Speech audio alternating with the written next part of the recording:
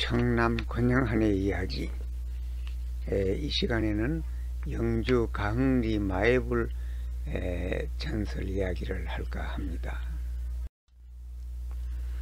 신라 때부터 우리와 함께 해온 긴 불교 문화의 역사 속에는 사찰이나 불상 또는 불교와 연관된 많은 전설들이 전하고 있는데, 그 전설을 다 발굴해내기는 너무나 힘든 일 같습니다. 여기서는 그런 전설 중 내가 살아오면서 듣고 보고 한 전설 몇 가지를 소개할까 합니다. 영주 가흥리 마애 삼졸불은 보물 제221호로 등록된 아주 보물입니다. 그리고 소재는 영주읍 가흥리에 있고, 명칭은 가흥리 마애 삼존불일상이다, 그렇게 말합니다. 통일 신라 시대에 조성된 것으로 알려진 높이 3.2m의 이 불상은 소백산에서 맥을 이어온 거대한 안반 위에 정교하게 조각되어 있습니다. 아미타 삼존으로 추정되는 본존 자상을 중앙에 모시고 좌우에 협시보살 입상을 배치하고 있습니다. 본존불은 큼직한 원형 두강을 구비하였고, 머리의 주변에는 복변 연화문도 둘려 있습니다. 1300여 년 오랜 세월 동안 단정히 앉으셔서 많은 중생의 애환을 지켜보시고 어려움을 제도해 주신 거룩한 그 모습에 숙연해질 뿐입니다. 그러나 몰지각한 사람의 잘못으로 이 거룩한 불상의 눈알이 깊게 패여져 있고 코가 훼손된 점은 몹시 가슴이 아픕니다. 옛날에 아들을 못 낳는 사람이 부처님의 코나 귀를 뜯어 가지고 삶아서 물을 달여서 먹으면 아들 낳는다 하는 그런 미신 때문에 이렇게 불상이 훼손되는 경우가 많이 있었습니다. 이 시간에는 부처님 눈에 박힌 금을 파내고 잘못을 뉘우친 한 처사의 이야기를 할까 합니다. 부석사에 사는 어떤 비구 스님이 영주 불교 교양대학교에 등록을 하고 공부를 하게 되었습니다. 그래서 스님은 바쁜 일과 시간 중에도 시간이 나는 대로 영주 부근에 여러 사찰 다니면서 부처님을 참배했습니다.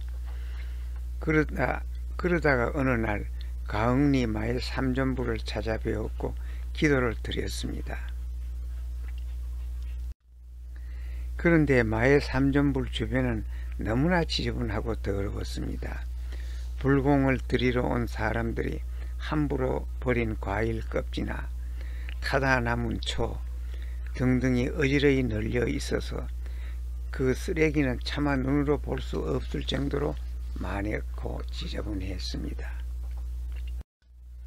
그래서 그 스님은 누군가가 삼존불 주변을 깨끗이 청소하고 부처님을 잘 지켜주고 보호하는 사람이 생기도록 원을 세우고 그 원이 이루어지도록 열심히 기도를 올렸습니다.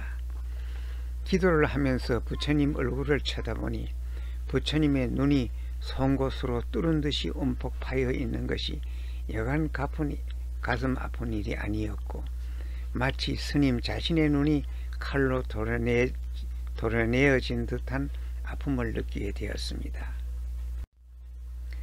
그래서 스님은 푼푼히 모아둔 작은 돈으로 패여진 스님의 눈에 순금으로 눈동자를 만들어서 끼워 넣었습니다. 한편 영주 후죽동에 철도창에 근무하는 김아무아무개 부부가 살고 있었다고 합니다. 부인은 불심이 깊어서 늘 절에 나가 불공을 드리고 불사에 열심히 참여하였지만 남편은 불교에 큰 관심이 없었다고 합니다. 어느 날 오후 김씨는 갑자기 볼 일이 생겨 집에 가보니 아파트 문이 잠겨 있고 부인이 없었습니다. 김씨는 혹시 마누라가 삼존 마애불에게 기도하러 간 것이 아닌가 하고 생각을 하고 차를 모아 가흥리 마애불 계시는 곳으로 갔었습니다. 그거는 평소에도 자주 삼존 마애불에 기도를 드리고 갔기 때문입니다. 그랬더니 예상한 대로 부인은 거기서 열심히 기도를 올리고 있었습니다. 원래 마애불상은 이렇게 생겨 있는데 유튜브에 사진을 옆으로 올릴 수가 없어서 짧게 잘라서 앞에 보이는 얼굴만 나타나 있었습니다. 부인이 절을 하고 있는 부처님을 김씨는 무심히 쳐다보니 부처님의 눈이 황금빛으로 빛나고 있었습니다.